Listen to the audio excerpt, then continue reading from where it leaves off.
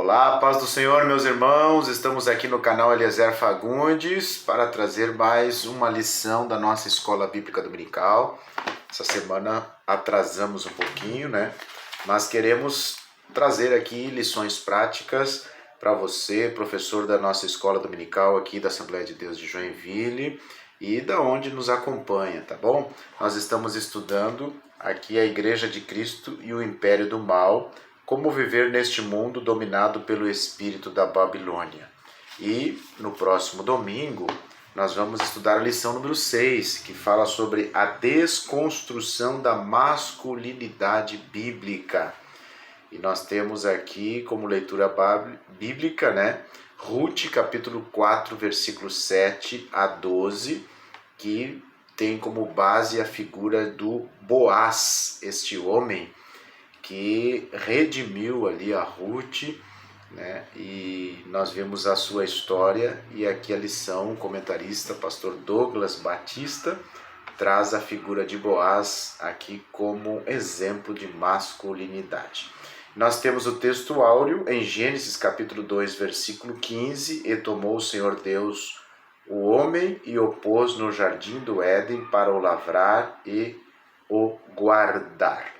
No texto áureo, nós já vemos aqui duas características da masculinidade bíblica. É importante a gente fazer uma diferença. O que é entre masculinidade e machismo?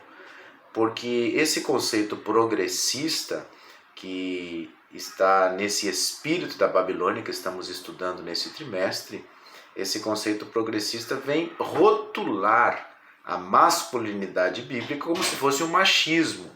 E é importante nós fazermos uma diferença.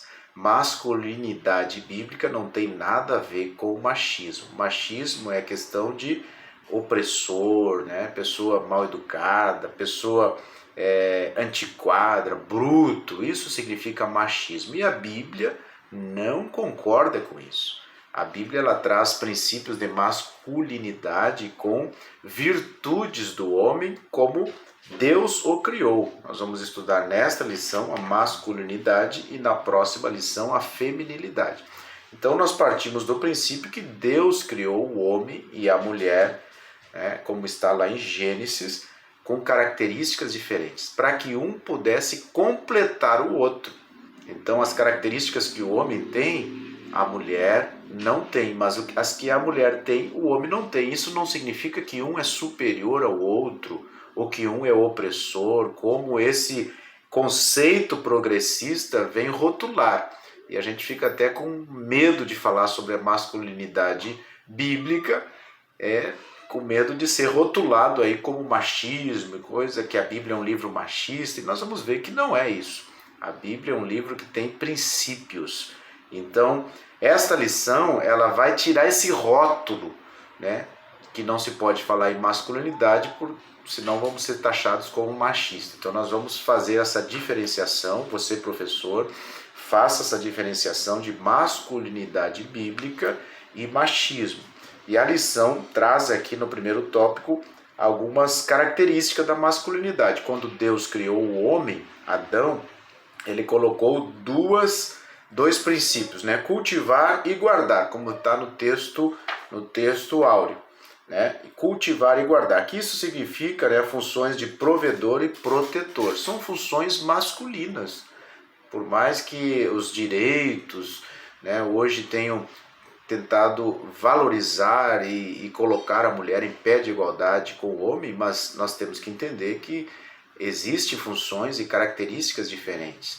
E não podemos fechar os olhos para isso. Não é somente uma questão bíblica, é uma questão, a diferença, né, entre um e outro é uma questão também, não somente bíblica, mas é uma questão biológica, é uma questão científica, é uma questão fisiológica, é uma questão genética, é uma questão antológica. Então não tem como desconsiderarmos que existem diferenças entre homens e mulheres. Agora, perante Deus, somos iguais. A salvação é para todos, né? Deus tem projetos com homens e tem projeto com as mulheres. Mas existe diferença e um completa o outro. Nós não podemos apagar isso. Não podemos dizer que é a Bíblia que criou essa diferença. Não, até porque esse espírito, né, essa cultura progressista, ela quer colocar os dois em pés de igualdade para justamente apagar essa diferença daquilo que Deus fez. Mas a diferença não é para um ser melhor do que o outro. É porque Deus nos criou assim. Não adianta criarmos e dizermos que não existe essa diferença. Um completa o outro e os dois glorificam a Deus, tá bom? Então temos o primeiro tópico sobre a masculinidade, né? Como Deus criou o homem como protetor, como provedor. O homem também tem a função de liderança. Foi Deus que colocou esse papel no homem. Nós vemos ali quando o homem e a mulher pecaram, Deus veio, né, no jardim do Éden e perguntou para Adão: Adão, onde estás? Não perguntou para Eva, ou seja, porque estava sobre a responsabilidade de Adão a liderança da família, a liderança da casa. Então é um princípio bíblico, né? A liderança está sobre a responsabilidade do homem e é uma das virtudes da masculinidade. O homem ele tem essa característica de agir pela razão, né? Pensar em coisas para a proteção da família. A mulher já tem a característica mais da sensibilidade, de se preocupar mais com o bem-estar da família. Então são funções diferentes que, por mais que o conceito progressista queira apagar isso, está aí, e o que Deus fez é perfeito. É impressionante como as pessoas hoje nunca leram um versículo bíblico, mas tem a petulância de dizer que a Bíblia é um livro machista, é um livro retrógrado, ou seja, são o tal que a gente chama, né, politicamente correto, os rótulos, que tudo está no espírito da Babilônia, né? E nós como igreja estamos hoje aqui trazendo luz a esse ensino e tirando esses rótulos que esses conceitos progressistas, essas ideologias vêm colocando. Tem pessoas que nunca leram um versículo na Bíblia, mas tem a petulância em chamar a Bíblia de um livro antiquado, de um livro machista, mas não conhece o que a Bíblia fala. Quer ver um versículo? 1 Pedro capítulo 3, versículo 7. Olha olha esse versículo, se tem alguma coisa de machismo aqui. Igualmente vós, maridos, coabitai com ela com entendimento, dando honra, tem alguma coisa de machismo aqui? Dando honra à mulher, como vaso mais fraco. A Bíblia que está falando, como vaso mais fraco, como sendo vós os seus coerdeiros da graça da vida, para que não sejam impedidas as vossas orações. O que tem de machismo nesse versículo aqui? Vejam só, que há inclusive uma consequência, pode ser crente, mas se o homem não tratar a mulher com honra, com amor, com generosidade, como a Bíblia nos ensina, né? Sendo líder da família, mas tratando a mulher com honra e com toda a referência, né, que a mulher precisa. Se ele não fizer isso, as suas orações são impedidas. Então, há uma consequência para aquele que age com espírito machista, forte, né, de autoridade, de opressão. Há uma consequência. E a Bíblia não concorda com isso. Agora, a masculinidade bíblica, que é o que nós estamos estudando nessa lição, aí sim, ela tem a função de prover, de amar, né, de ser a fortaleza da família, de ser a coragem, Deus colocou no homem essas virtudes, de respeitar, de prover, de trabalhar, né? Com o suor do seu rosto, ele traz o alimento para sua casa. Claro que a cultura social de hoje, a mulher também ajuda, tem todo esse contexto, mas a regra geral é essa. Existem situações, por exemplo, que o esposo morreu e a mulher, ela assume então esse papel também de liderança da família e se desdobra, né? Além de ter o seu papel de feminilidade, ela também assume esse papel de liderança da família devido às circunstâncias. Mas nós estamos trabalhando aqui a regra geral. Nós vimos em Boaz também, né? O tópico número 3, eu vou pular o 2, depois eu volto no 2. como símbolo bíblico de masculinidade. O que nós vemos em Boaz? Nós vemos aqui várias características, né? Como ternura, como proteção. Ele sentiu o desejo de suprir ali a necessidade de Ruth, de alimentá-la, de acolhê-la. Isso são virtudes e características da masculinidade bíblica, viu? Liderança, senso de responsabilidade. Davi falou a Salomão, antes de morrer, falou a Salomão, chamou ele e disse: meu filho, seja homem. Em outras palavras, Davi estava dizendo: assuma suas responsabilidades. Tudo tem consequências. Você deve entender que, como homem, como líder, como sacerdote, como pai de família, como um rei, você deve assumir as suas responsabilidades e as suas consequências. Faz parte da masculinidade bíblica, tá bom?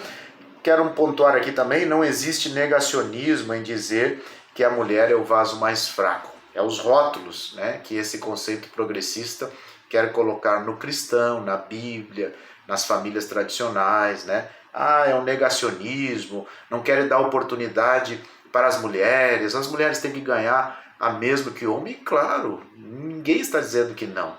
A mulher, o homem, né, deve ganhar devido à sua função, e muitas mulheres estão aí em posições de destaque, com certeza devem ganhar mais que o homem.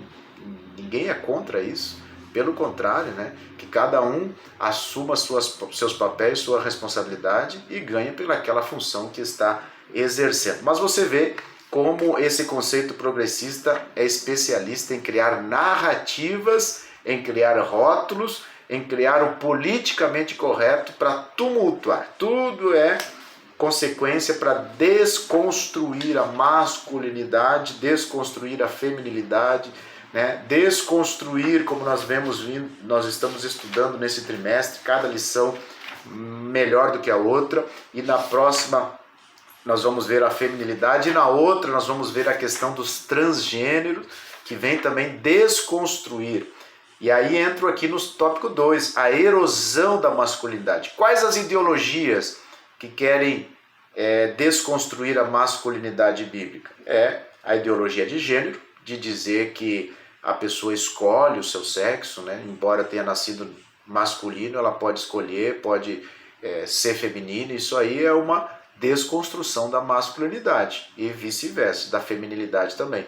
Então essa ideologia de gênero nós vamos estudar um pouquinho mais para frente, e também a questão da homossexualidade. É importante pontuar aqui também, você professor, pontuar para os seus alunos, né, que cada um é livre, pode fazer o que quiser, né? Mas saiba que existem as consequências com as suas decisões. Nós estamos aqui pautados em princípios bíblicos, em falar o que a Bíblia fala sobre esse assunto. E a Bíblia é o contrário ao homossexualismo, e nós cristãos, como regra de fé, nós temos a Bíblia como a nossa bússola, como a nossa regra de fé, né? Como a nossa verdade absoluta, e nós cremos na palavra de Deus, nós cremos na Bíblia. E a apologia ao homossexualismo, a apologia à ideologia de gênero, ao feminismo, esses aí são conceitos, né, progressistas, que vêm contra os princípios bíblicos, e nesse espírito da Babilônia, né, preparando o ambiente para o anticristo e se levantando contra tudo que é de Deus, né? Como nós estudamos um pouquinho atrás, o teocentrismo, Deus no centro, essas ideologias, conceito progressista, vem mudando para o antropocentrismo, o homem no centro. Aí o homem é responsável pelo seu corpo, o homem faz o que quer, o antropocentrismo, ela tem essa ideia, essa ideologia. O homem, né, pode ser mulher, pode fazer o que quiser do sexo, independente, até não aceitando a sua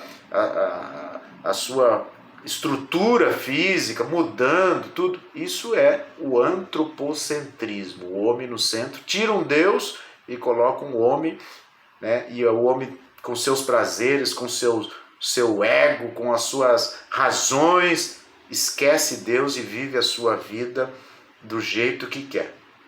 É os últimos dias, como Paulo falou a Timóteo, tempos trabalhosos. E nós estamos dando luz a esses princípios bíblicos para que você não seja enganado e para que você possa completar, contemplar, estudar a palavra de Deus, pedir para Deus que Deus guarde e cuide a sua família.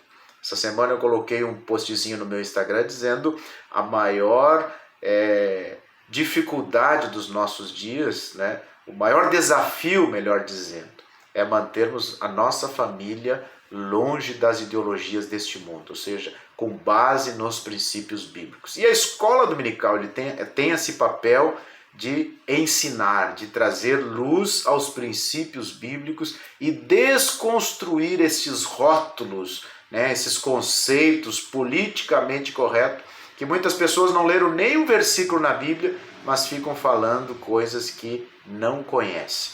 Porque a Bíblia é contra opressão, é contra machismo, é contra tortura, é contra tudo isso. Não existe amparo bíblico, mas a masculinidade bíblica está pautada em princípios, de virtudes, princípios de amor, princípios de temperança e tantas outras coisas, tratar a mulher com honra, como Paulo fala em Efésios, os papéis do homem, os papéis da mulher. Então nós precisamos entender isso, compreender e não sermos enganados pelas ideologias deste mundo e do espírito da Babilônia. Tá bom? Gostou dessa lição? Princípios básicos, objetivos, práticos, e que você possa estudar e se aprofundar ainda mais nesse assunto para não ser enganado pelo mundo. Deus abençoe, fique na paz do Senhor.